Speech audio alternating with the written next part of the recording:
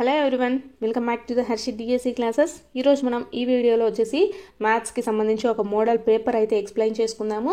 ఇందులో వచ్చేసి మనకు ఈ మోడల్ పేపర్లో మనకి ఏ టాపిక్ నుంచి ఎలాంటి క్వశ్చన్స్ వస్తున్నాయి, మనం ఎలా ఆన్సర్ చేయాలి, ఎంతవరకు ఆన్సర్ చేయగలం అనేసి మనము ఒక మోడల్ పేపర్ అయితే చూద్దాం. అందులో ఫస్ట్ ప్రాబ్లం వచ్చేసి x యొక్క సంకలన విలోమము y అయిన y యొక్క సంకలన విలోమం ఎంత అని అడుగుతున్నారు. ఇక్కడ వచ్చేసి x యొక్క సంకలన విలోమం y అయినప్పుడు మనకు y యొక్క సంకలన విలోమం ఎంత అవుతుంది? x అవుతుంది. సో ఆన్సర్ వచ్చేసి first option. Next second problem చూద్దాం. సెకండ్ ప్రాబ్లంలో వచ్చేసి మనకు √604 ప్లస్ √441 యొక్క విలువ ఎంత అని అడుగుతున్నారు. ఇక్కడ ఫస్ట్ వచ్చేసి మనము రూట్లో వాల్యూను వచ్చేసి నార్మల్గా మార్చుకుందాము. సో √441 అంటే ఎంత అవుతుంది మనకు? √21 × 21 అంటే 21 ఎంత అవుతుంది మనకు? 441 అవుతుంది. సో ఇక్కడ ఎంత అవుతుంది? √21² ఇక్కడ స్క్వేర్ రూట్ క్యాన్సిల్ అవుతుంది కాబట్టి మనకు 21 అవుతుంది. సో ఇక్కడ 21 అనేది రాసుకుందాము. √604 ప్లస్ 21 ఇక్కడ మనకు మొత్తం ఎంత అవుతుంది? √625 √625 అంటే ఎంత? 25 5లు మనకు వచ్చేసి 625 అవుతుంది కదా. సో ఇక్కడ కూడా మనకు స్క్వేర్ రూట్ క్యాన్సిల్ అవుతుంది. సో మనకి 25 అనేది ఆన్సర్. √604 ప్లస్ √441 యొక్క విలువ ఎంత అవుతుంది? 25. నెక్స్ట్ థర్డ్ ప్రాబ్లం చూద్దాం. క్రింది వానిలో పైథాగరన్ త్రికములు కానిది ఏది అని అడుగుతున్నారు. అసలు మనకు పైథాగరన్ త్రికం అంటే ఏంటి? ఏవైనా 3 వాల్యూస్ తీసుకున్నప్పుడు a² + b² మనకు c² అయినట్లయితే అది పైథాగరన్ త్రికణాన్ని అది ఫాలో అవుతున్నట్టు. సో మనకి ఇక్కడ ఆప్షన్స్ చూసుకున్నట్లయితే ఫస్ట్ది వచ్చేసి 3 ఇచ్చారు. 3 ఇక్కడ వచ్చేసి a అనేది మనం 3 అనుకుంటే, b వచ్చేసి 4, c అనేది 5 అనుకుంటే a² అంటే ఎంత? 3² అంటే 9 ప్లస్ b² అంటే ఎంత? 4 ఉంది కదా. 4² అంటే 16, c² అంటే ఎంత? 25. ఇక్కడ 9 + 16 ఎంత అవుతుంది మనకు? 25 అవుతుంది. సో 25 ఇది వచ్చేసి పైథాగరన్ త్రికములు అంటారు. అయితే కానిది ఏంటి అని అడుగుతున్నారు. సో మనకు ఆప్షన్ 4 చూసుకున్నట్లయితే ఇక్కడ 10, 24, 25 అని ఇచ్చారు. ఇక్కడ వచ్చేసి 10 అంటే ఎంత? మనం వచ్చేసి a² కదా, a² అంటే 100 ప్లస్ b² అంటే 24 కదా, 24² అంటే ఎంత? 576. ఇక్కడ 25 ఇచ్చారు. 25² అంటే మనకి ఎంత అవుతుంది? 625. కానీ ఇక్కడ 576 ప్లస్ 100 అనేది మనకి ఎంత అవుతుంది? 676 అవుతుంది. ఇక్కడ వచ్చేసి 625 ఉంది. సో ఇవి వచ్చేసి ఈక్వల్ అవ్వదనమాట. కాబట్టి ఇక్కడ ఇచ్చినటువంటి 10, 24, 25 అనేటటువంటి సంఖ్యలు వచ్చేసి ఈ పైథాగరన్ త్రికముని ఫాలో అవ్వదనమాట. కాబట్టి ఇక్కడ ఏమడిగారు? క్రింది వానిలో పైథాగరన్ త్రికము కానిదేంటి అని అడుగుతున్నారు. సో ఆప్షన్ 4 అనేది కావు. నెక్స్ట్ 94 బిట్ చూద్దాం. 2 అంకెల ప్రధాన సంఖ్యల్లో పెద్దది ఏది అని అడుగుతున్నారు. ఇక్కడ వచ్చేసి ఇక్కడ ఇచ్చినటువంటి ప్రధాన సంఖ్యలు మనం ఆప్షన్స్ చూసుకున్నట్లయితే 91, 93, 97, 99 అని ఇచ్చారు. ఇక్కడ ఇచ్చిన వాటిల్లో మనకు ప్రధాన సంఖ్యలు ఏంటి? 91, 97 వచ్చేసి మనకు ప్రధాన సంఖ్యలు అవుతాయి. సో ఇక్కడ మనకి రెండిట్లో పెద్దది ఏంటి? 97 పెద్దది కాబట్టి ఆన్సర్ వచ్చేసి 97. ఇక్కడ ఇచ్చినటువంటి 2 అంకెల ప్రధాన సంఖ్యల్లో పెద్దది ఏంటి? 97.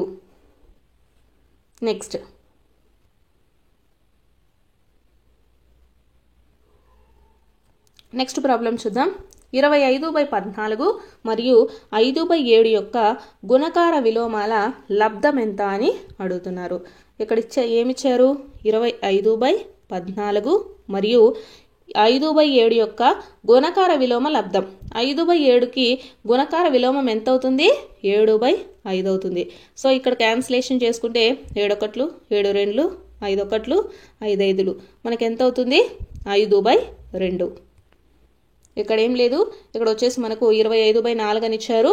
5/7 యొక్క గుణకార విలోమం ఎంత అవుతుంది మనకు? 7/5 తిప్పి రాసుకోవాల్సి ఉంటుంది. సో ఇక్కడ ఇచ్చినటువంటి 25/14 మనకు 5/7 యొక్క గుణకార విలోమాన్ని మాత్రమే మార్చుకున్నారనమాట. సో దీన్ని 5/7 యొక్క గుణకార విలోమం ఎంత? 7/5.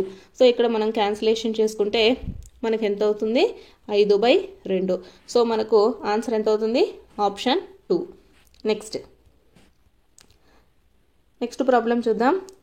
తుషారు 250 మిల్లీలీటర్ల పాలు కలిగిన గ్లాసు నందు 2/5 భాగం తాగిన గ్లాసులో మిగిలిన పాలు ఎంత అని అడుగుతున్నారు. అయితే ఇక్కడ ఏంటి, మనకు మిగిలిన పాలు కనుక్కోవాలి కదా.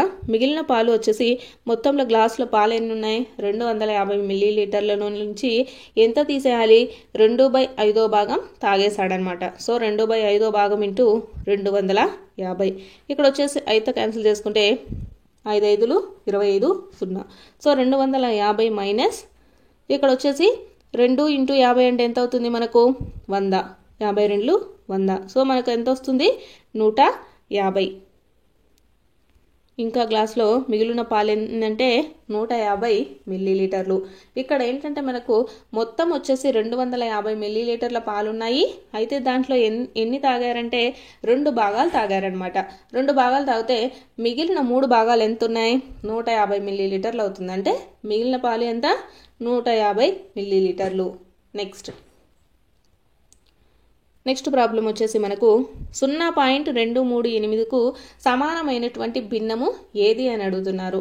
మనకు వచ్చేసి 238కి సమానమైందంటే ఇక్కడ వచ్చేసి మనకు ఎన్ని సంఖ్యల తర్వాత అంటే ఎన్ని అంకెల తర్వాత మనకు పాయింట్ ఉంది, 3 అంకెల తర్వాత పాయింట్ ఉంది కాబట్టి కింద వచ్చేసి మనకు 1000 రాసేసుకుందాం. సో దీన్ని క్యాన్సిల్ అయితే చేద్దాం. 2 తోటి 2 5లు 0 0, ఇక్కడ 2 1లు 2 1లు 2 9లు. సో మనకు ఎంత అవుతుంది 119/500. 0.238కి సమానమైనటువంటి భిన్నం ఎంత, 119/500. సో ఆప్షన్ 4 వచ్చేసి కరెక్ట్ ఆన్సర్. నెక్స్ట్ 98వ బిట్ చూద్దాం. ప్రమీల యొక్క ఆదాయము మరియు పొదుపుల నిష్పత్తి వచ్చేసి మనకు 4:1 ఉంది. అయినా ఆమె పొదుపు శాతంలలో కనుక్కోమన్నారనమాట. ఇక్కడ వచ్చేసి మనకు ఆదాయము పొదుపు వచ్చేసి నిష్పత్తులలో ఇచ్చారు. ఇక్కడ మనల్ని పొదుపు కనుక్కోమంటున్నారు. సో పొదుపు శాతం ఎంత, మనకు పొదుపు నిష్పత్తి ఎంత 1. అయితే ఇక్కడ మనం కింద ఎంత వేసుకోవాలి, మొత్తం పొదుపు నిష్పత్తి ఈ రెండింటిని యాడ్ చేయాలి కాబట్టి 4 + 1 అంటే ఎంత 5 ఇంటూ 100%. 5 1లు 5 20లు. సో 20% అనమాట. ఈమె యొక్క పొదుపు శాతం ఎంత, 20%. ఆన్సర్ వచ్చేసి ఫస్ట్ ఆప్షన్. అలాగే ఆదాయం శాతం కనుక్కోమన్నాడు అనుకోండి. ఆదాయం ఎంత ఉంది, మనకు 4 భాగాలు ఉంది కాబట్టి 4 మొత్తం ఎంత 5 ఇంటూ 100.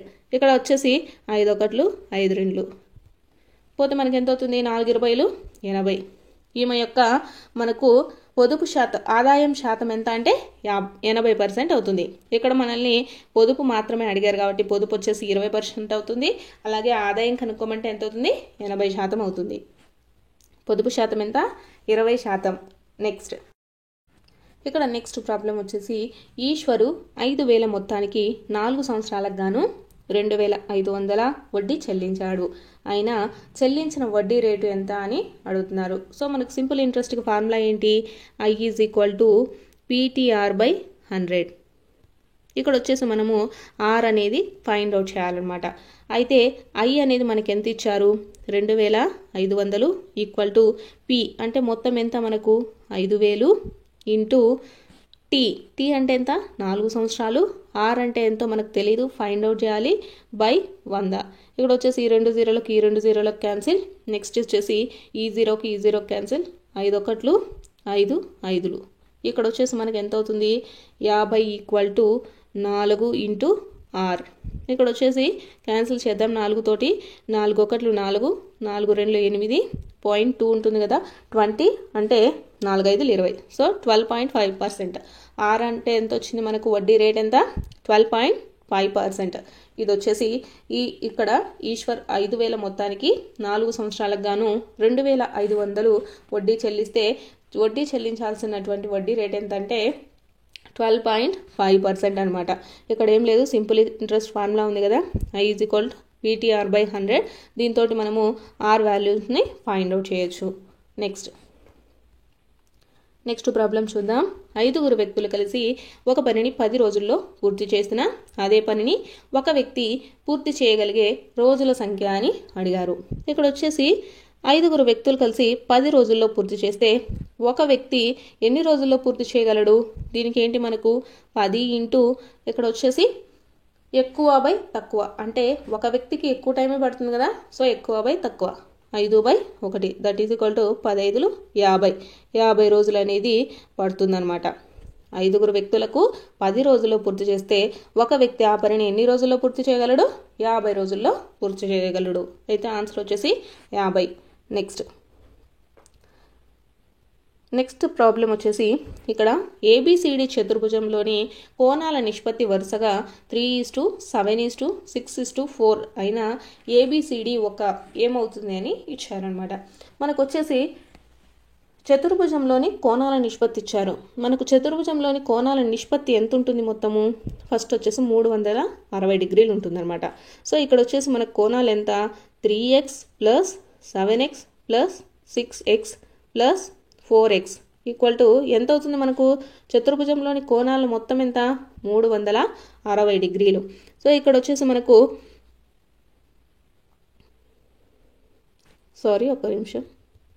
ఇక్కడ వచ్చేసి మనకు 4x ఈక్వల్ టు 360 డిగ్రీలు అనమాట. ఇక్కడ వచ్చేసి 6 4 10 7 3 10 అంటే మొత్తము 20x ఈక్వల్ టు 360 డిగ్రీలు. x ఈక్వల్ టు ఎంత అవుతుంది? 0 0 క్యాన్సిల్, 2 తోటి వచ్చేసి 2 1 2 8. సో x ఈక్వల్ టు 18 డిగ్రీలు అవుతుంది. ఇక్కడ ఇచ్చినటువంటి కోణాల నిష్పత్తిలో మనము ఇక్కడ 3x ఉంది కదా, 3xలో x వాల్యూ 18 అనేది, 7xలో x వాల్యూ 18 అనేది మనం పెట్టేసుకుంటే ఎంత అవుతుంది? 3x. x ఎంత మనకు? 18 కదా. సో 3x వచ్చేసి 18 మూలు ఎంత అవుతుంది? 54. నెక్స్ట్ వచ్చేసి 7x అంటే ఎంత? 7 8 మనకు 7 18 వచ్చేసి 126. నెక్స్ట్ 6x అంటే 6 18 మనకు 6 18 ఎంత అవుతుంది? 108. నెక్స్ట్ 4x అంటే 4 × 18 4 18 ఎంత? 72 డిగ్రీలు. ఇవన్నీ వచ్చేసి మనకు కొలతలు. ఒక చతుర్భుజంలోని కోణాల నిష్పత్తి అయితే ఇచ్చారు, మనం వాటి యొక్క వాల్యూస్ని అయితే ఫైండ్ అవుట్ చేసాము. ఇవి వచ్చేసి మనకు గాలిపటం అవుతుందా, లేకపోతే సమాంతర చతుర్భుజం అవుతుందా, సమచతుర్భుజం అవుతుందా, సమలంబ చతుర్భుజం అవుతుందా అని ఇచ్చారు. మనకు వచ్చేసి సమచతుర్భుజం అంటే 4 వాల్యూస్ అనేసి మనకు ఈక్వల్గా ఉంటాయి కదా. ఇక్కడ వచ్చేసి సమలంబ చతుర్భుజం అవుతుంది, ఎందుకంటే 4 ఇచ్చినటువంటి కోణాలు వచ్చేసి ఈక్వల్గా లేవు కాబట్టి మనకు ఇక్కడ ఏబిసిడి అనేది ఏమవుతుంది? సమలంబ చతుర్భుజం అనేది అవుతుంది. నెక్స్ట్ వచ్చేసి సప్తభుజి నందు గల కర్ణాల సంఖ్య ఎంత అని అడుగుతున్నారు. మనకు వచ్చేసి సప్తభుజి అంటే ఎన్ని ఉంటాయి? 7 కోణాలు ఉంటాయి అన్నమాట. కర్ణాల సంఖ్య కదా. సప్తభుజిలో మనకు మొత్తం ఎన్ని ఉంటాయంటే 7 భుజాలు ఉంటాయి. సో ఇక్కడ మనకు కర్ణాల సంఖ్య ఎలా కనుక్కుంటామంటే దీనికి ఫార్ములా వచ్చేసి n(n-3/2). ఇక్కడ మనకు సప్తభుజి అని ఇచ్చారు, అంటే 7 భుజాలు ఉంటాయి. సో n అనేది మనము 7గా తీసుకుందాం. 7 × 7 - 3/2. ఇక్కడ వచ్చేసి 7 × 7 - 3 అంటే ఎంత? 4/2. ఇక్కడ వచ్చేసి 2 2 4. సో 7 2 ఎంత అవుతుంది? 14. సప్తభుజిలో ఉండే కర్ణాల సంఖ్య ఎంత? 14. ఏం లేదండి, ఇక్కడ వచ్చేసి సప్తభుజి నందు గల కర్ణాల సంఖ్య కనుక్కోవాలంటే ఇక్కడ సప్తభుజి అని ఇచ్చారు కాబట్టి ఎన్ని భుజాలు ఉంటాయి? 7 భుజాలు ఉంటాయి. సో కర్ణాల సంఖ్య కనుక్కోవాలంటే మనకు ఫార్ములా అయింది n(n-3/2). ఇక్కడ మనం n వాల్యూస్ను మనం పెట్టేసుకుంటే మనకు వచ్చేసి దీంట్లో కర్ణాలు ఎన్ని ఉంటాయి అనేసి తెలుస్తుంది. అలాగే పంచభుజిలో కానీ కర్ణాలు కనుక్కోమంటే n = 5 అనేసి అక్కడ n ప్లేస్లో 5 వాల్యూస్ని సబ్స్టిట్యూట్ చేస్తే మనకు ఎన్ని కర్ణాలు ఉంటాయనేసి తెలుస్తుంది అనమాట.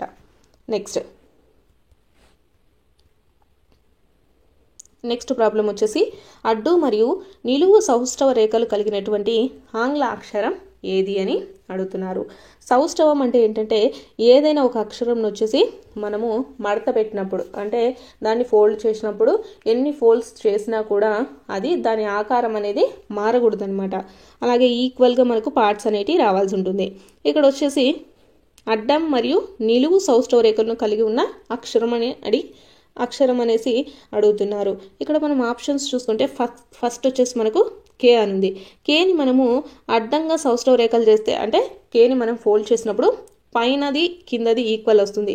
అలాగే నిలువుగా చేస్తే మనకేమైనా ఈక్వల్గా వస్తుందా? ఈక్వల్గా రాదు. సో మనకు వచ్చేసి కే అనేది కాదు. నెక్స్ట్ ఎం అనే దాంట్లో మనం వచ్చేసి అడ్డంగా గీస్తే 2 అనేది ఈక్వల్గా ఉందా? పై భాగం కింది భాగము ఈక్వల్గా లేదు. నెక్స్ట్ వచ్చేసి మనము నిలువుగా గీస్తే ఇక్కడ వచ్చేసి ఇది 2 అనేసి ఈక్వల్గా ఉన్నాయన్నమాట 2 సైడ్స్. కాబట్టి ఇది నిలువు సౌష్టవ రేఖలను కలిగి ఉంది. మనకి ఇక్కడ ఏమడిగారు? అడ్డము మరియు నిలువు 2 సౌష్టవ రేఖలు కలిగి ఉండాలంట. నెక్స్ట్ ఈని చూసుకుందాం. ఈని చూసుకున్న ఈకి కూడా అడ్డంగా అయితే సౌష్టవ రేఖలను గీయచ్చు, కానీ నిలువుగా గీసినప్పుడు 2 అనేవి ఈక్వల్గా ఉండవు. నెక్స్ట్ చూసుకుంటే ఎక్స్ వాల్యూస్ వచ్చేసి మనం నిలువుగా గీసినప్పుడు ఇటు వల్ల ఈక్వల్గా ఉంటుంది. అలాగే అడ్డంగా గీసినప్పుడు కూడా పైన కింద ఈక్వల్గా ఉంటుంది. సో అడ్డము మరియు నిలువు సౌష్టవ రేఖలను కలిగి ఉండేటటువంటి ఆంగ్ల అక్షరం ఏంటి? ఎక్స్ అనమాట. అడ్డము మరియు నిలువు సౌష్టవ రేఖలను కలిగి ఉన్న ఆంగ్ల అక్షరం ఏంటి? ఎక్స్. నెక్స్ట్ వచ్చేసి 2 పూరక కోణాల భేదం వచ్చేసి 30 డిగ్రీలని ఇచ్చారు. అయినా ఆ కోణాలు ఏంటివి అని అడుగుతున్నారు. అసలు మనకు పూరక కోణం అంటే ఏంటి? 2 పూరక కోణాల మొత్తం ఎంత అవుతుందంటే మనకు 90 డిగ్రీలు అవుతుంది. 2 పూరక కోణాల మొత్తం ఎంత అవుతుంది? 90 డిగ్రీలు అవుతుంది. సో మనం ఏం తీసుకుందాము? ఒక కోణాన్ని ఎక్స్ అనుకుందాము, ఇంకొక కోణాన్ని వచ్చేసి 90 - ఎక్స్ అని తీసుకుందాం. ఎందుకంటే 2 పూరక కోణాల మొత్తం వచ్చేసి మనకు 90 డిగ్రీలు అవుతుంది. ఒకటి 90 డిగ్రీలు అయినప్పుడు ఇంకోటి ఎంత అవుతుంది? మనకు 90 డిగ్రీల నుంచి ఎంతైతే తీసేస్తామో అంతే అవుతుంది కదా. సో మనము ఒక కోణాన్ని ఎక్స్ అనుకుందాము, రెండవ కోణాన్ని వచ్చేసి 90 - ఎక్స్ అనుకుందాం. అయితే 2 పూరక కోణాల భేదం ఎంత ఇచ్చారు? 30 డిగ్రీలు ఇచ్చారు. అంటే X minus of 90 - X equal to మనకి ఎంత ఇచ్చారు? 30 డిగ్రీలు ఇచ్చారు.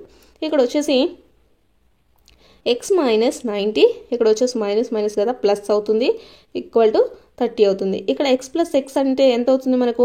2x equal to 30. 90 ఇటు వల్ల ఎంత అవుతుంది? ప్లస్ అవుతుంది కదా. 90 + 30 ఎంత అవుతుంది మనకు? 90 + 30 అంటే ఎంత?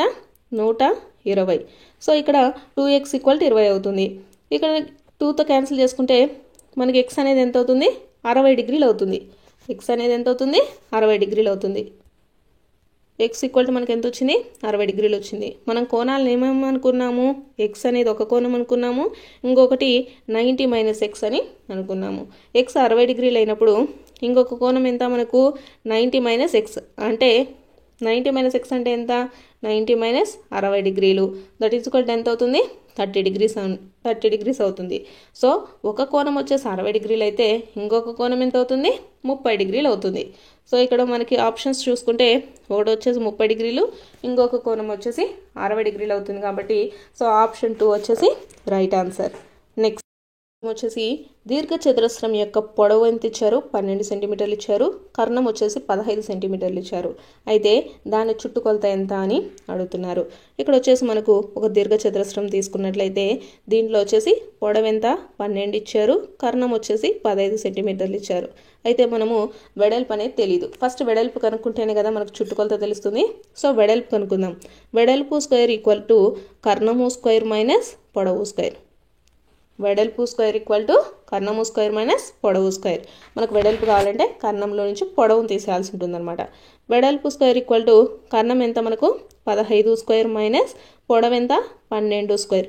ఇక్కడ వచ్చేసి వెడల్పు స్క్వేర్ ఈక్వల్ టు 15 స్క్వేర్ అంటే ఎంత మనకు? 225 మైనస్ 12 స్క్వేర్ అంటే ఎంత? 144. సో మనకు వెడల్పు స్క్వేర్ ఎంత అవుతుంది? 225లో నుంచి 144 తీసేస్తే 81 అవుతుంది. సో వెడల్పు స్క్వేర్ అంటే ఎంత వచ్చింది మనకు? 81 వచ్చింది. సో వెడల్పు అనేది ఎంత అవుతుంది? 9 అవుతుంది. మనకు వెడల్పు స్క్వేర్ ఎంత ఇచ్చారు? 81 వచ్చింది. వెడల్పు స్క్వేర్ వచ్చేసి మనకు ఫైండ్ అవుట్ చేసినప్పుడు 81 వచ్చింది. అయితే మనకు వెడల్పు తెలియాలి కాబట్టి వెడల్పు అంటే ఎంత? 9. ఇలా మనము వెడల్పునైతే కనుక్కున్నాము. అయితే వెడల్పు ఎంత వచ్చింది మనకు? 9 వచ్చింది.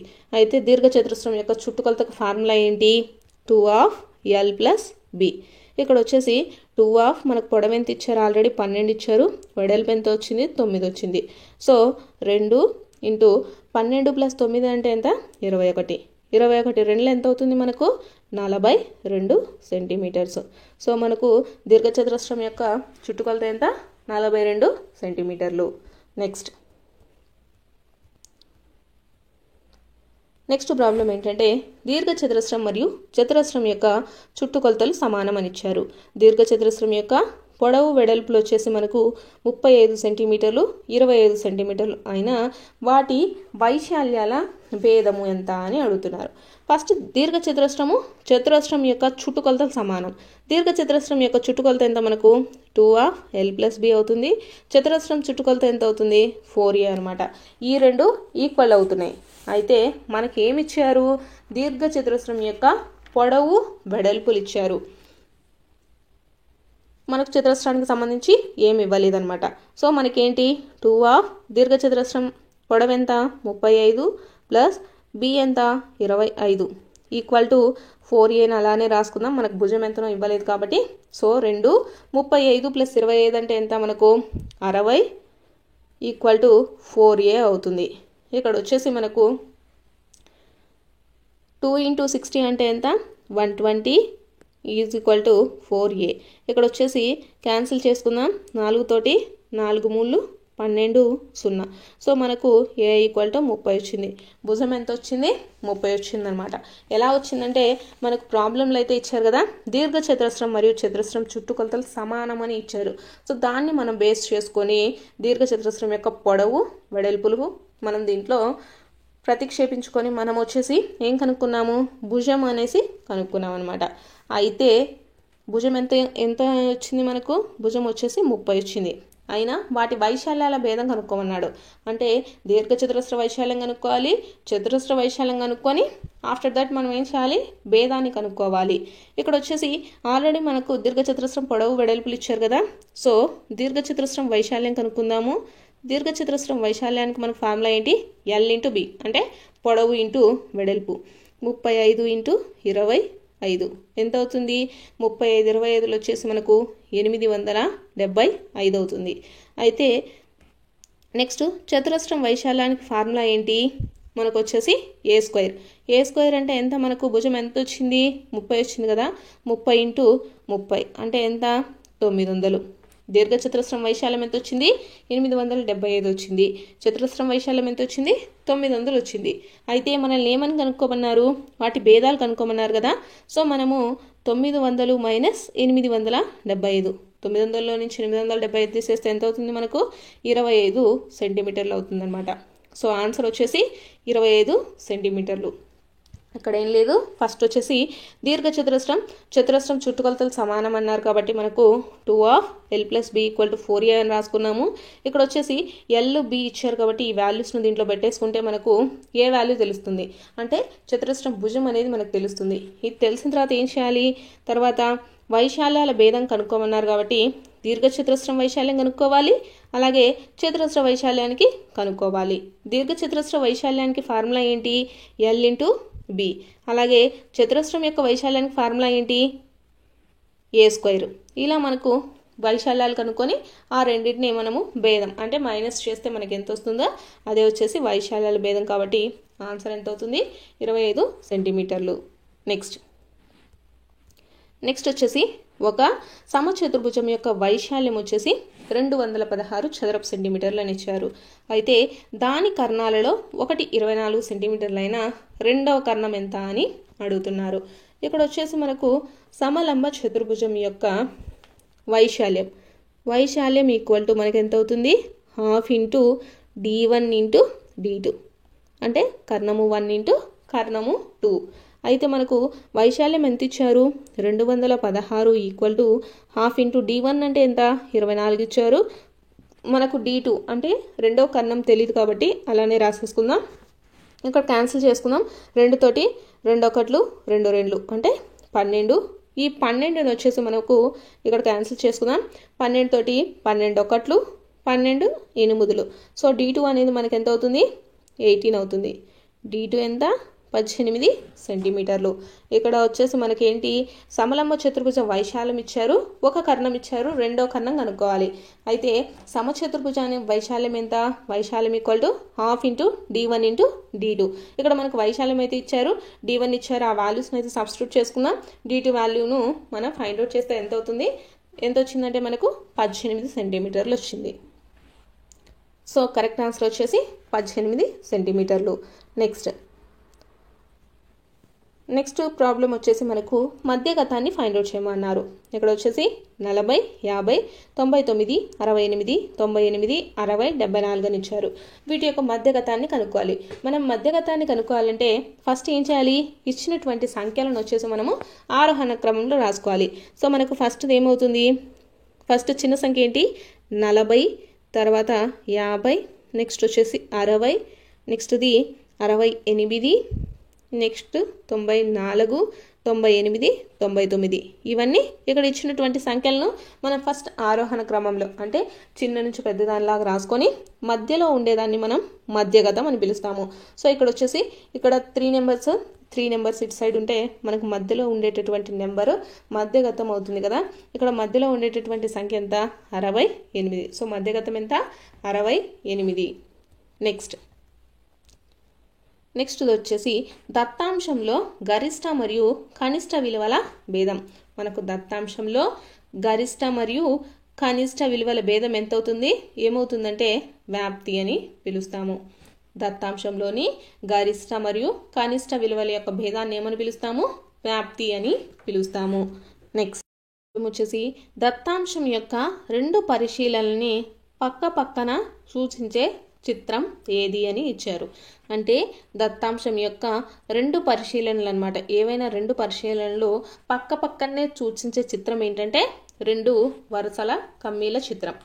దత్తాంశం యొక్క 2 పరిశీలనల్ని పక్క పక్కన సూచించే చిత్రం ఏంటి, 2 వరుసల కమ్మీ చిత్రం. అంటే ఏదైనా ఒక అంశానికి సంబంధించిన వాల్యూస్ ఇలా ఉన్నాయనుకోండి, ఇంకొక అంశానికి సంబంధించిన వాల్యూస్ ఎక్కువనా తక్కువనా అని పక్క పక్కనే పరిశీలనను సూచించే చిత్రం ఏంటంటే 2 వరుసల కమ్మీ చిత్రం. నెక్స్ట్ ప్రాబ్లం చూద్దాం. 5x/3 - 4 = 2x/5 అని ఇచ్చారు. అయినా 2x - 7 యొక్క వాల్యూ అడిగారు. ఇక్కడ ఇచ్చింది ఏంటి మనకు 5x/3 - 4 = 2x/5 అని ఇచ్చారు. మనకి ఈ వాల్యూని కనుక్కోవాలంటే ఏం చేయాలి, ఫస్ట్ ఎక్స్ వాల్యూని ఫైండ్ అవుట్ చేయాలన్నమాట. సో మనము ఎక్స్ వాల్యూని అయితే ఫైండ్ అవుట్ చేద్దాం. ఇక్కడ వచ్చేసి 5x మైనస్ ఇక్కడ 2x/5 = 4 రాసుకుందాము. ఇక్కడ వచ్చేసి 5x/3 - 2x/5 అంటే ఎంత అవుతుంది మనకు 25x - 6x/15 = 4 అవుతుంది అనమాట. 25లో నుంచి 6 తీసేస్తే ఎంత 19x = 15 4 ఎంత 60. సో మనకి x = ఎంత అవుతుంది 60/19 వచ్చింది. ఇక్కడ మనకు ఏ వాల్యూని కనుక్కోమన్నారు, 2x - 7 కనుక్కోమన్నారు. x ఎంత వచ్చింది మనకు 60/19. x వాల్యూ ఎంత వచ్చింది 60/19 వచ్చింది. ఇక్కడ మనము వాల్యూని ఏం కనుక్కోవాలి, 2 × 60/19 - 7 అంటే మనకి ఎంత వస్తుంది వాల్యూ 13/19 -13/19 వస్తుంది. సో మనకు ఆప్షన్ 2 వచ్చేసి రైట్ ఆన్సర్. ఇక్కడ ఫస్ట్ మనకు ఇచ్చినటువంటిది ఏంటి 5x/3 - 4 = 2x/5. ఈ వాల్యూ నుంచి మనం x వాల్యూ అనేది ఫైండ్ అవుట్ చేయాలి. x వాల్యూ కనుక్కున్న తర్వాత ఏం చేయాలి, ఆ x వాల్యూను 2x - 7లో x వాల్యూను ప్రతిక్షేపించి మనము ఆ వాల్యూను కనుక్కోవాల్సి ఉంటుంది. సో మనకు ఇక్కడ 2x - 7 వాల్యూ ఎంత అవుతుంది -13/19. సో ఆప్షన్ 2 వచ్చేసి రైట్ ఆన్సర్. నెక్స్ట్ ప్రాబ్లం వచ్చేసి 2/3 whole power cube into 5/7 whole power 3 విలువకు సమానమైనది ఏంటి అని అడుగుతున్నారు. ఇది మనకి ఎలా ఉంది, a/m ఇంటూ b/m లాగా ఉంది కదా.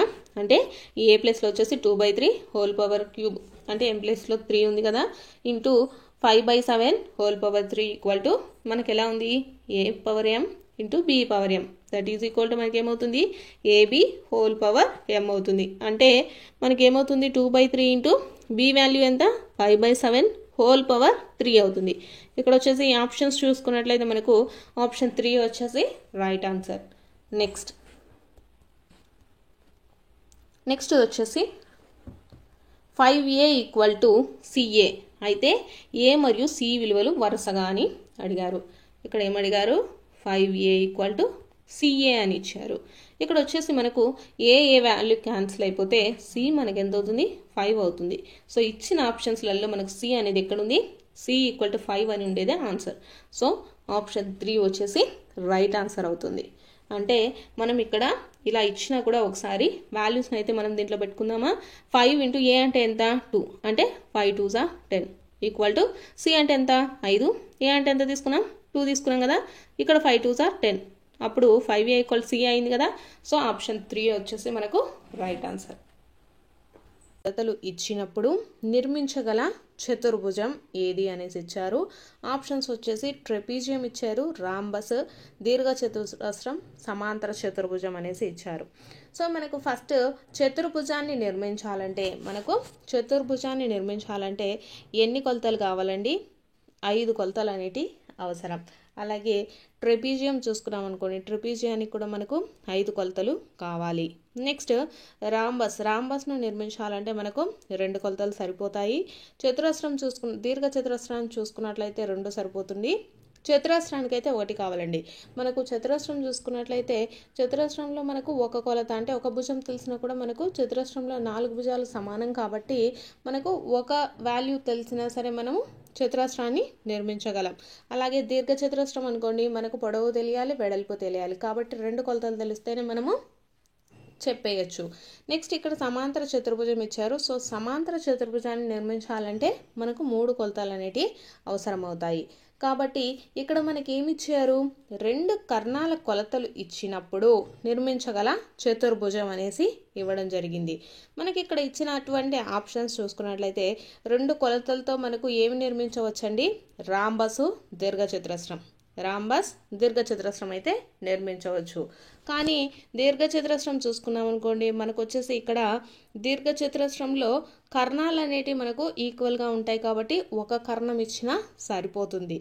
కాబట్టి ఇదైతే ఆన్సర్ కాదు. నెక్స్ట్ రాంబస్ చూసుకున్నట్లయితే మనకు రాంబస్లో వచ్చేసి ఒక భుజము ఒక కర్ణం ఇచ్చినా లేకపోతే 2 కర్ణాలు ఇచ్చినా మనము రాంబస్ని అయితే నిర్మించగలం. కాబట్టి 2 కర్ణాల కొలతలు ఇచ్చినప్పుడు నిర్మించగల చతుర్భుజం ఏందండి, రాంబస్. ఓకేనా. నెక్స్ట్ మనకు దీర్ఘచతురస్రం నిర్మించాలన్నా 2 కొలతలే అవసరం అవుతాయండి. కాకపోతే మనకు దీర్ఘచతురస్రంలో ఏంటి, కర్ణాలు సమానంగా ఉంటాయన్నమాట. కాబట్టి ఒక కర్ణం ఇచ్చినా సరిపోతుంది. ఇక్కడ క్వశ్చన్లో 2 కర్ణాల కొలతలు అన్నారు కాబట్టి మనకు రాంబస్ అనేది ఆన్సర్ అవుతుంది. ఒకసారి అయితే గుర్తుపెట్టుకోండి, మనము చతుర్భుజాన్ని నిర్మించాలంటే మనకు 5 కొలతలు కావాలండి. చతురస్రాన్ని నిర్మించాలంటే మనకు 1 కొలత ఉన్నా సరిపోతుంది. దీర్ఘ చతురస్రానికి అయితే 2 కొలతలు కావాలి. సమాంతర చతుర్భుజానికి అయితే 3 కొలతలు కావాలి. ట్రెపీజియానికి కూడా మనకు 5 కొలతలు కావాలండి నిర్మించడానికి. సో ఇది అయితే మనకు గుర్తుపెట్టుకోండి. నెక్స్ట్ సెకండ్ క్వశ్చన్ చూసుకున్నట్లయితే సమాంతర చతుర్భుజం యొక్క ప్రక్క ఉన్న కోణాలు x డిగ్రీలు మరియు 2x + 30 degrees అయిన సమాంతర చతుర్భుజం యొక్క అధిక కోణం ఎంత అనేసి అడిగారు. మనకు సమాంతర చతుర్భుజం అండి, సమాంతర చతుర్భుజంలో పక్క కోణాలను అయితే ఇవ్వడం జరిగిందనమాట. సో ఒకటి వచ్చేసి మనకి x అని ఇచ్చారు, ఇంకోటి వచ్చేసి 2x + 30 degrees అనేసి ఇవ్వడం జరిగింది. అయితే సమాంతర చతుర్భుజం యొక్క అధిక కోణం ఎంత అంటే అధిక కోణం ఏంటండి, మనకు x అనేది చిన్న కోణం అవుతుంది కదా, 2x + 30 degrees అనేది పెద్ద కోణం అవుతుందన్నమాట. సో ఈ కోణం ఎంత అనేసి అడుగుతున్నారు. నెక్స్ట్ మనకు సమాంతర చతుర్భుజంలో చూసుకున్నట్లయితే ఈ 2 కోణాలు వచ్చేసి సంపూరకాలండి. ఈ 2 ఆసన్న కోణాలు వచ్చేసి మనకు సంపూరకాలు. సంపూరకాలు అంటే అర్థం ఏంటండి, సంపూరకాలు అంటే మనకు ఈ 2 కోణాల మొత్తం ఎంత ఉంటుంది, 180 డిగ్రీలు ఉంటుందన్నమాట. కాబట్టి దీన్ని బేస్ చేసుకొని అంటే సమాంతర చతుర్భుజంలో మనకు ఇక్కడ పక్కనే ఉండేటటువంటి ఆసన్న కోణాలు సంపూరకాలు అవుతాయండి. సంపూరకాలు అంటే ఏంటి, ఈ 2 డిగ్రీలు వచ్చేసి మనకు 180 డిగ్రీలు ఉంటాయన్నమాట. సో దీన్ని బేస్ చేసుకొని మనం అధిక కోణం అనేది కనుక్కోవాల్సి ఉంటుంది. సో ఇక్కడ వచ్చేసి మనకు x + 2x + 30 degrees కదా, ఇవి వచ్చేసి మనకు ఎంతకి ఈక్వల్ అవుతుందండి, 180 డిగ్రీలకు అవుతుంది. మీరు ఇది కూడా గుర్తుపెట్టుకోండి అండి. సమాంతర చతుర్భుజంలో వచ్చేసి మనకు సమాంతర చతుర్భుజంలో చూసుకున్నట్లయితే ఇక్కడ ఉండేటటువంటి ఆసన్న కోణాలు సంపూరకాలు. ఇక్కడ 2 కోణాలు ఎంతకి సమానం అండి? 180 డిగ్రీలకు సమానం. కాబట్టి మనకి ఇక్కడ ఇచ్చినటువంటి కోణాలను 180 డిగ్రీలతో ఈక్వల్ చేస్తున్నాం. సో ఇక్కడ వచ్చేసి x ప్లస్ x వచ్చేసి x ప్లస్ 2x వచ్చేసి మనకు 3x అవుతుంది. 3x plus 30 degrees is equal to 180 degrees. So 3x ఎంత అవుతుందండి? ఇక్కడ 180లో నుంచి 30 తీసేస్తే ఎంత? 150. సో x ఈక్వల్ టు ఎంత అవుతుందండి? 50 degrees అవుతుంది. ఇక్కడ మనకి x ఎంత అయిందండి? 50 degrees. అంటే మనకు ఒక కోణం వచ్చేసి 50 degrees అవుతుంది. కాకపోతే మనకు ఏమని కనుక్కోమన్నారు? సమాంతర చతుర్భుజం యొక్క అధిక కోణం కనుక్కోమన్నారు. అధిక కోణం అంటే ఏదండి? 2x plus 30 degrees. సో ఈ x వాల్యూను మనము ఈ 2x ప్లస్ 30 degreesలో మనము x వాల్యూని అయితే ఉంచాల్సి ఉంటుంది. సో ఇక్కడ 2x ప్లస్ 30 degrees కదా, మనకి x ఎంత వచ్చిందండి? 50. So 2 into 50 degrees plus 30. ఇక్కడ వచ్చేసి 2 ఇంటూ 50 ఎంత అండి? 100 plus 30 degrees. That is equal to 130 degrees. మనకు చతుర్భుజం యొక్క సమాంతర చతుర్భుజం యొక్క అధిక కోణం ఎంత అవుతుందండి? 130 డిగ్రీలు. సో కరెక్ట్ ఆన్సర్ వచ్చేసి ఆప్షన్ 4 అండి. ఇక్కడ మనకు x డిగ్రీలు అంటే చిన్న కోణం అని అడిగితే మనకి ఎంత అవుతుందండి? 50 డిగ్రీలు అవుతుంది. ఇక్కడ ఏమడిగారు? సమాంతర చతుర్భుజం యొక్క అధిక కోణం అడిగారు. ఇక్కడ అధిక కోణం మనకి ఎంత? 2x ప్లస్ 30 degrees కాబట్టి సో మనకు x వాల్యూను ఇక్కడ 2xలో మనం వాల్యూని ఉంచి ఆన్సర్ అయితే ఫైండ్ అవుట్ చేయాల్సి ఉంటుందండి. సో 130 degrees అనేది అధిక కోణం అవుతుంది. సో ఇది వచ్చేసి సెకండ్ ప్రాబ్లంకి ఆన్సర్. నెక్స్ట్ థర్డ్ క్వశ్చన్ చూసుకున్నట్లయితే అపరిమిత సంఖ్యలో సౌష్ఠవ రేఖలు కలిగిన ఆకారం. సో ఆప్షన్స్ చూసుకున్నట్లయితే ఫస్ట్ దీర్ఘచతురస్రం అని ఇచ్చారు, వృత్తము, చతురస్రము, సమద్విబాహు త్రిభుజము. ఇక్కడ ఆన్సర్ వచ్చేసి మనకు వృత్తం అండి. అపరిమిత సంఖ్యలో సౌష్ఠవ రేఖలు కలిగిన ఆకారం. మనం వృత్తం తీసుకున్నామనుకోండి, దీనికి సౌష్ఠవ రేఖలు ఎన్ని ఉంటాయంటే అనంతం, ఇన్ఫినిటీ ఉంటాయండి. ఎందుకంటే మనకు ఎన్ని సౌష్ఠవ రేఖలు గీసినా కూడా అవన్నీ మనకు ఈక్వల్గానే ఉంటాయన్నమాట. కాబట్టి అపరిమిత సంఖ్యలో సౌష్ఠవ రేఖలు కలిగిన ఆకారం వచ్చేసి వృత్తం అండి. దీనికి ఇన్ఫినిటీ ఉంటాయి. అదే చతురస్రం అనుకోండి, చతురస్రానికి ఉండేటటువంటి సౌష్ఠవ రేఖలు వచ్చేసి మనకు దాదాపు 4 ఉంటాయండి. చతురస్రానికి ఎన్ని ఉంటాయంటే సౌష్ఠవ రేఖలు 4 సౌష్ఠవ రేఖలు ఉంటాయి. దీర్ఘచతురస్రం చూసుకున్నామనుకోండి, దీనికి వచ్చేసి మనకు 2 సౌష్ఠవ రేఖలు ఉంటాయి. నెక్స్ట్ సమద్విబాహు త్రిభుజం చూసుకున్నామనుకోండి, మనకు సమద్విబాహు త్రిభుజానికి వచ్చేసి 1 మాత్రమే సౌష్ఠవ రేఖ ఉంటుందండి. సో ఇది వచ్చేసి మనకు సౌష్ఠవ రేఖలకు సంబంధించి అపరిమిత సంఖ్యలో సౌష్ఠవ రేఖలు కలిగినటువంటి ఆకారం ఏదండి? వృత్తము. వృత్తానికి వచ్చేసి మనకు ఎన్ని ఉంటాయి అంటే వృత్తానికి వచ్చేసి అనంతమైన సౌష్ఠవ రేఖలు ఉంటాయి. నెక్స్ట్ దీర్ఘచతురస్రానికి ఎన్ని ఉంటాయంటే 2 అయితే ఉంటాయి. చతురస్రానికి వచ్చేసి 4, సమద్విబాహు త్రిభుజానికి వచ్చేసి 1 సౌష్ఠవ రేఖ అయితే ఉంటుంది. Next question చూసుకుందామండి. 10 రాసుల సగటు వచ్చేసి 38 అని ఇచ్చారు. వానిలో ఒక రాశి వచ్చేసి 56ని తొలగించినట్లయితే కొత్త సగటు ఎంత అనేసి ఇచ్చారు. సో ఫస్ట్ మనం 10 రాసుల సగటు అయితే చూద్దామండి. 10 రాసుల సగటు ఎంత ఇచ్చారు? 38. సో సగటు అయితే కనుక్కుందాము. సగటు అంటే సమ్మే కదండి. సో దీనికి వచ్చేసి చూద్దాము 10 × 38. సో మనకు 380. 10 రాసుల యొక్క మొత్తం సగటు ఎంతండి? 380. సో దాంట్లో నుంచి ఒక రాశి 56ను అయితే తీసేశారంట. 56ను తీసేశారు. మనకు మొత్తం సగటు ఎంత వచ్చిందండి? 380. దీంట్లో నుంచి ఒక రాశిని తీసేశారు. తీసేస్తే ఎంత వస్తుందండి? మనకు 380లో నుంచి 56 తీసేస్తే ఎంత? 324 అవుతుంది. సో ఇది వచ్చేసి మనకు కొత్త రాసుల మొత్తం. ఇక్కడ ఏమన్నా కనుక్కోమన్నారు, కొత్త సగటు కనుక్కోమన్నారు. కొత్త సగటు అంటే ఏంటండి, సగటు రాసుల మొత్తం బై రాసుల సంఖ్య. రాసుల మొత్తం ఎంత వచ్చింది మనకు, 324. రాసుల మొత్తం ఎంత, 324 అయితే వచ్చింది. సో ఇక్కడ రాసుల సంఖ్య ఎంత, ఒకటినైతే తొలగించారు కదా, సో రాసుల సంఖ్య ఎంత అవుతుంది, 9 అవుతుంది. సో మనం 9 తోటి క్యాన్సిల్ చేస్తే 9 మూలు 27, నెక్స్ట్ 9 6 వచ్చేసి 54. ఇది వచ్చేసి మనకు రాసుల సంఖ్య, అంటే రాసుల సగటు అండి. రాసుల సగటు ఎంత వస్తుంది, 36 వస్తుందన్నమాట. సో ఇలా మనము కనుక్కోవాల్సి ఉంటుంది. మళ్ళీ ఒకసారి అయితే చూద్దాము. 10 రాసుల సగటు, 10 రాసుల సగటు ఎంతండి, 10 రాసుల సగటు వచ్చేసి 38 అని ఇచ్చారు. సో మనకు 10 రాసుల సగటును కనుక్కున్నట్లయితే ఎంత అవుతుందండి, 380.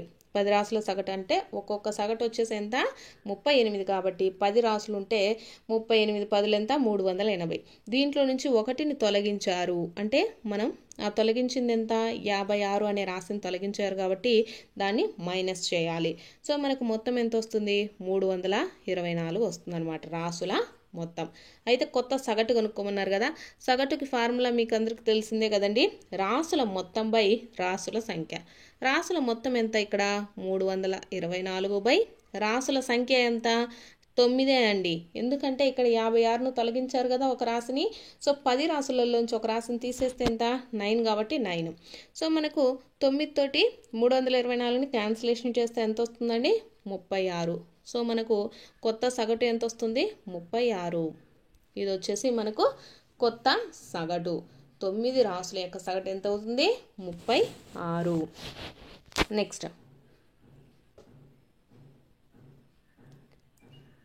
నెక్స్ట్ క్వశ్చన్ అయితే చూద్దామండి. అసత్య వాక్యాన్ని గుర్తించండి అనేసి ఇవ్వడం జరిగిందనమాట. సో ఫస్ట్ ఆప్షన్ చూసుకున్నట్లయితే మనము అత్యల్ప అత్యధిక విలువలపై మధ్యగతం ఆధారపడును అనేసి ఇచ్చారు. నెక్స్ట్ ఆప్షన్ 2 చూసుకున్నట్లయితే ఒక దత్తాంశమునకు ఎక్కువ బహుళకములు ఉండవచ్చును. ఆప్షన్ 3 వచ్చేసి దత్తాంశంలో ఎక్కువ సార్లు పునరావృతమైన రాశిని వచ్చేసి బహుళకం అంటాము. ఆప్షన్ 4 వచ్చేసి ఆరోహణ లేక అవరోహణ క్రమంలో దత్తాంశంలో మధ్య రాశిని మధ్యగతం అనేసి అంటాము అనేసి ఇచ్చారు. సో ఇది మధ్యగతం గురించి ఇవ్వడం జరిగిందనమాట. మనకు సగటు మధ్యగతానికి సంబంధించి కంపల్సరీ ఒక క్వశ్చన్ అయితే ఉంటుందండి. సో ఇదైతే చూద్దాం. మనకు ఫర్ ఎగ్జాంపుల్ 56, 70, 90 తీసుకున్నాం అనుకోండి.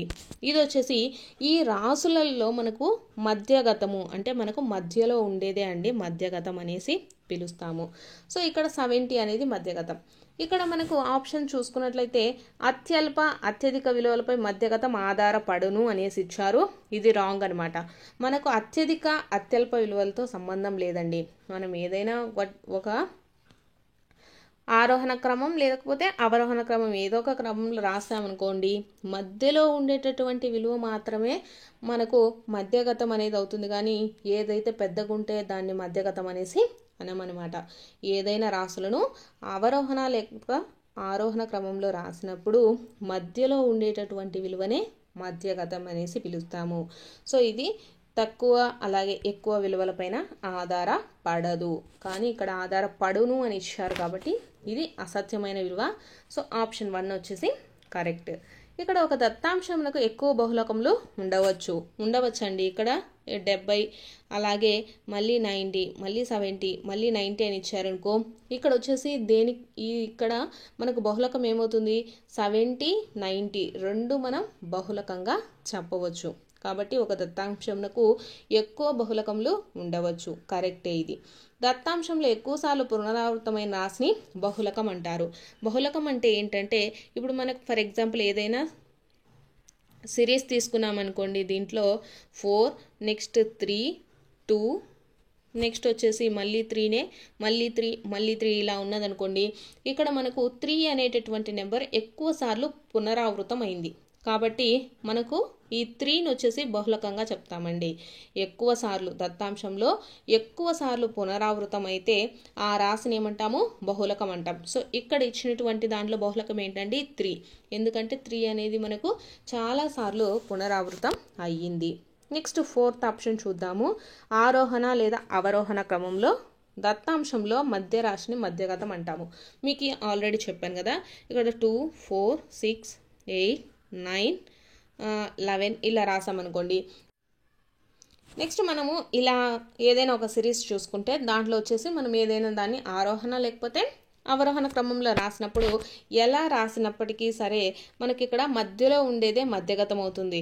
ఇక్కడ మనకు మధ్యలో ఏ నెంబర్ ఉందండి, ఇక్కడ 3 నెంబర్స్, ఇక్కడ 3 నెంబర్స్ తీస్తే 8 నెంబర్ అనేది మనకు మధ్యగతం అనేది అవుతుందండి.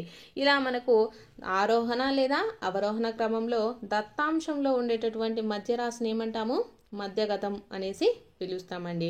ఎక్కువగా ఏదైతే నెంబర్ రిపీట్ అయితే దాన్ని ఏమంటామో బహుళకం అంటాము. అలాగే ఒక దత్తాంశంలో వచ్చేసి బహుళకము ఎక్కువ బహుళకాలు కూడా ఉండవచ్చు. అంటే ఒక బహుళకమే కాకుండా ఎక్కువ బహుళకాలు కూడా ఉండొచ్చు. ఇందాకైతే ఎగ్జాంపుల్ చెప్పాను కదా. ఇలా మనకు మధ్యగతానికి సంబంధించి అసత్య వాక్యాన్ని కనుక్కోండి అనేసి మనల్ని క్వశ్చన్ అయితే ఇవ్వడం జరిగిందండి. సో ఇవి వచ్చేసి మనకు ప్రీవియస్గా అడిగినటువంటి మ్యాథ్స్ ప్రాక్టీస్ బిట్స్. మీకు కనుక వీడియో నచ్చినట్లయితే తప్పకుండా లైక్ చేసి సబ్స్క్రైబ్ చేసుకోండి. అలాగే ఎటువంటి డౌట్స్ ఉన్నా కామెంట్ సెక్షన్లో అయితే కామెంట్ చేయండి.